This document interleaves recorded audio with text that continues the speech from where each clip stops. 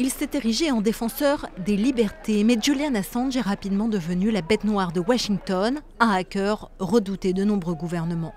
Le cofondateur de Wikileaks, un Australien de 47 ans, s'est fait connaître en 2010 en publiant sur Internet la vidéo d'une bavure de l'armée américaine en Irak. Des militaires prennent la caméra de journalistes pour des armes et depuis leur hélicoptère, ils abattent un groupe de civils, dont 2 employés de Reuters. Peu de temps après, Julian Assange met en ligne 500 000 documents classés secret défense sur les guerres américaines en Irak et en Afghanistan, ainsi que 250 000 câbles diplomatiques. Il est clair que cela va permettre de mieux comprendre ce qu'il s'est passé pendant ces 6 dernières années de guerre. Le cours de cette guerre doit changer.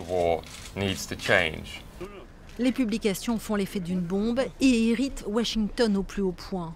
10 jours avant ces révélations, une enquête pour viol et agression sur 2 femmes est ouverte contre lui en Suède. Les poursuites sont abandonnées en mai 2017. Julian Assange, pour qui ces relations étaient consenties, accuse alors les États-Unis d'être derrière l'affaire.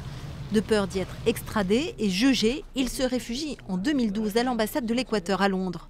Alors qu'un mandat d'arrêt est émis contre lui par Stockholm, Quito lui accorde l'asile politique la même année. Wikileaks frappe à nouveau en juillet 2016 en pleine élection présidentielle aux États-Unis. 20 000 courriels piratés du Parti démocrate sont rendus publics. Certains sont très préjudiciables à la campagne d'Hillary Clinton. Assange se défend d'avoir voulu lui nuire. Il y a eu une déformation de ce que j'ai dit et des publications de Wikileaks. Cela concerne Hillary Clinton. On essaie de nous faire dire que nous ne l'aimons pas et que nous voudrions lui nuire. Tout ceci est faux.